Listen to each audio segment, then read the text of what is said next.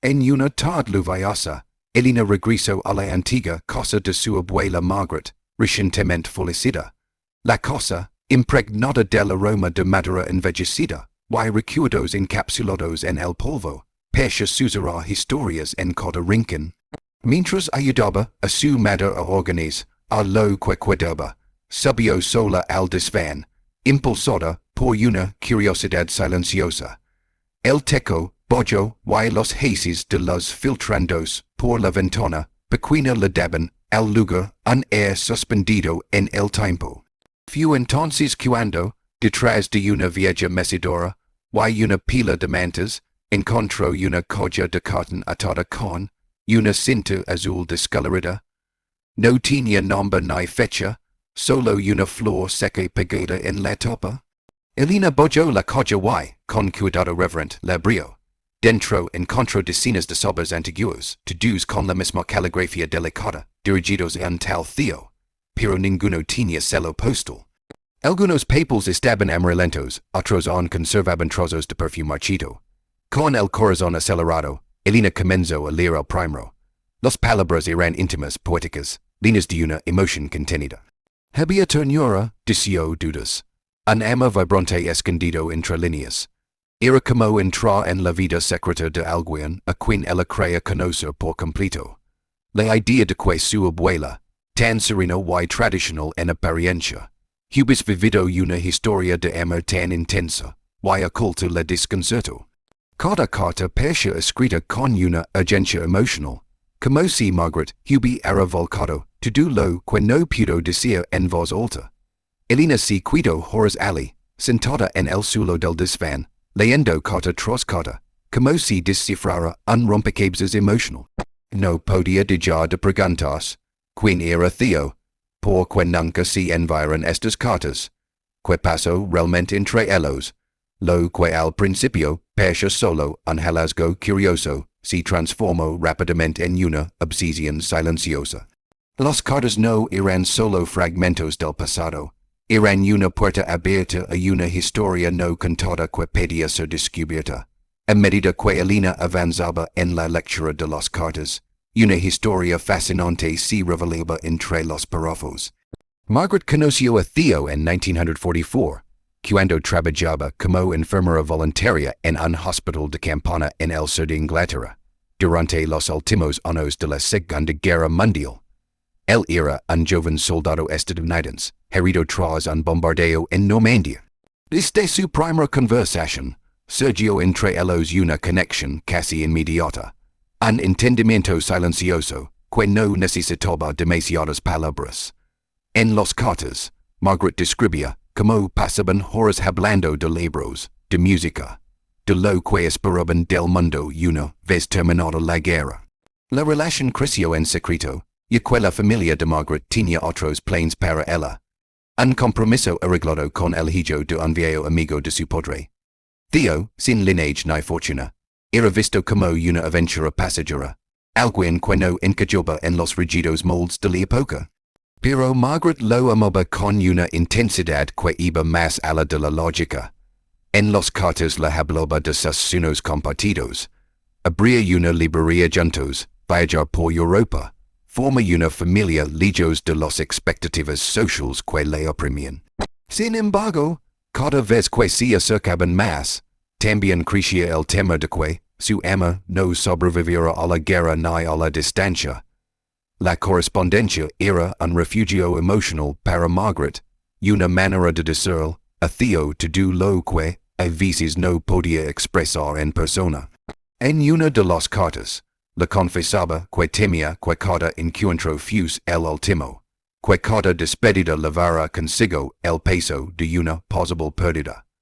Aun así, las cartas estaban llenas de esperanza, de fe en un futuro compartido, incluso si las circunstancias parecían conspirar en su contra.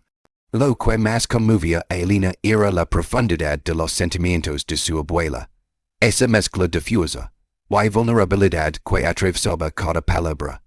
Era evidente que Margaret y Theo se amaban con una pasión que desafía a su tiempo. Al llegar a la última carta, el tono cambió de forma abrupta. No había fecha, solo un incabzado escueto, si alguna vez legas a leer esto. Elena sintió un escalofrío al comenzar a leer. A diferencia de los anteriores, esta carta era más larga, más contenida, casi como una confesión final. Margaret relataba que, tras meses de espera, y cartas no respondidas, había decidido escribir una última vez, aunque no tenía intenciones de enviarla.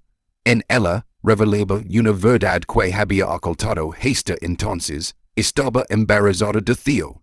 Contaba como había planeado fugaz con él al final de la guerra, pero una noche antes de su partida, su padre descubrió todo. Con amenazas y lágrimas, le obligó a quedarse, haciendo creer que Theo nunca regresaría por ella. Esa misma semana, Theo fue trasladado a otra base, y todas las cartas que Margaret intentó enviar después fueron interceptadas por su familia. El amor que una vez le dio esperanza se transformó en un vacío que nunca pudo llenar. Decidió no contar a Theo sobre el embarazo, creyendo que así lo protegería de la carga de una vida que no podría compartir. La carta no era un reproche, sino un acto de liberación.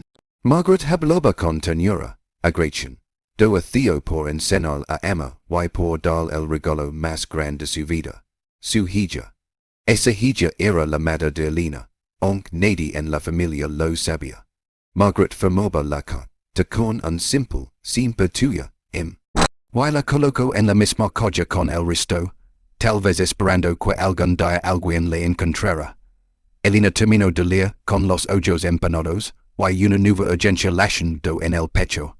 Todo lo que creía saber sobre su familia se había alterado en cuestión de minutos. Ahora entendía que estas cartas no eran solo vestigios del pasado, sino la clave para descubrir la verdad sobre sus orígenes y sobre un amor que, aunque jamás se concretó, dio una hula imborrable. Movida por la intensidad de lo que acababa de descubrir, Elena no pudo quedarse de brazos cruzados. Necesitaba saber quién era Theo, que había sido de él. Y si alguna vez supo algo de Margaret después de la guerra. Lo que al principio fue una simple curiosidad se convirtió en una necesidad personal. Encontrar a hombre y dar, aunque fuera con décadas de retraso, la carta que nunca recibió. Comenzó por investigar el hospital de campana donde su abuela había trabajado. Luego buscó registros militares en archivos digitales, bibliotecas locales y hasta en foros de historia.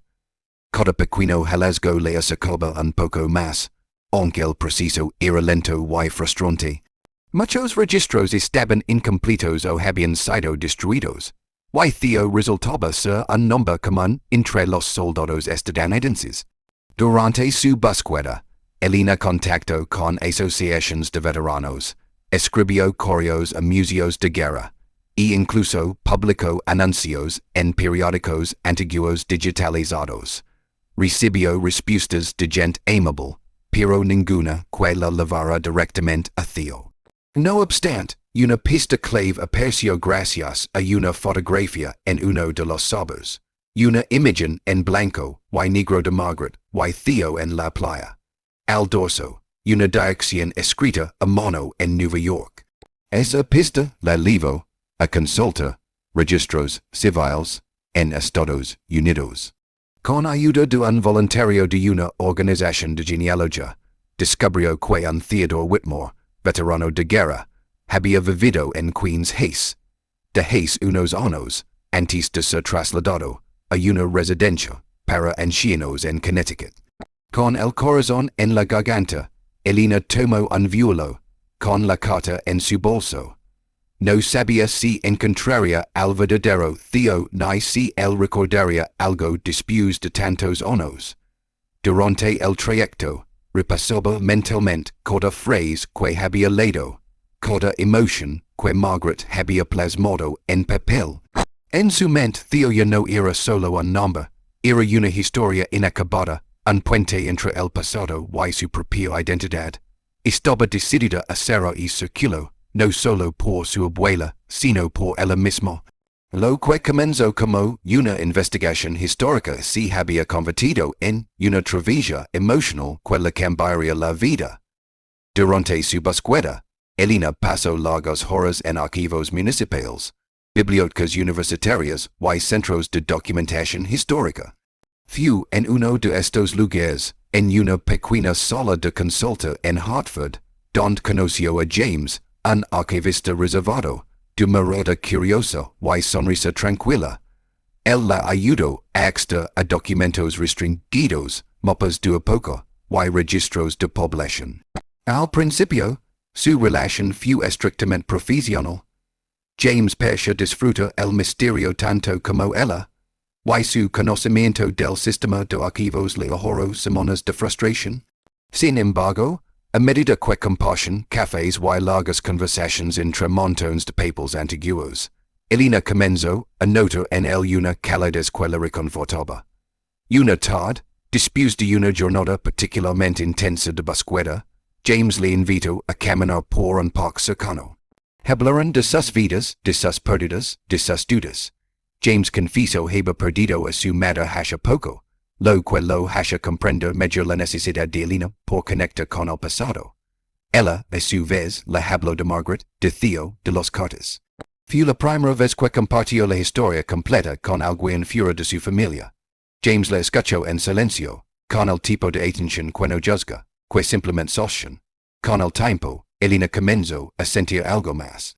No era un amor arrebatado, como el de Margaret y Theo, sino una conexión serena, creciente, tejida a base de complicidad y respeto. Se sorprendía buscando excusas para verlo, diciendo con tal cada avance. Él, por su parte, pareció esperar cada visita con una discreta emoción. Entre libros y recuerdos ajenos, estaban escribiendo su propia historia. Una noche, mientras leía en voz alta, una carta particularmente emotiva, James le tomó la mano sin decir palabra. En ese gesto silencioso, Elena sintió la misma mezcla de miedo y esperanza que había leído tantas veces en las cartas de su abuela. No podía evitar preguntarse si el destino tenía un modo curioso de repetir las historias, de ofrecer segundas oportunidades a través de nuevas generaciones. Aunque no sabía cómo terminaría la suya, sentía que algo verdadero estaba naciendo. El amor no siempre era como en las novelas. A veces se encontraba en medio del polvo, las palabras viejas y los silencios compartidos. Cuando por fin llegó a la residencia de ancianos en Connecticut, Elena sentía que todos los caminos la habían llevado a ese momento. Preguntó por Theodore Whitmore y le informaron que aún vivía allí, aunque su salud era frágil y su memoria fluctuaba. Con el permiso del personal, se le permitió verlo. Theo, ahora un anciano de mirada ausente, estaba sentado junto a una ventana, mirando el jardín con ojos perdidos. Elena se presentó con suavidad, mostrando la carta. Al principio, él no la reconoció, pero al escuchar el nombre Margaret, sus ojos se humedecieron y murmuró, ella era el amor de mi vida. Con voz temblorosa, Elena le leyó la carta. Cada palabra parecía despertar algo dormido en Theo. A medida que avanzaba, las lágrimas rodaban por su rostro arrugado. Cuando terminó, hubo un silencio prolongado, cargado de emociones que el tiempo no había borrado. Theo le tomó la mano con fuerza inesperada y le dijo, espero una señal toda mi vida. Ahora sí que nunca dejó de pensar en mí. Fue un momento sagrado, íntimo, que unió tres generaciones a través del amor, el dolor y la memoria. Después del encuentro, Elena regresó a casa con el alma transformada.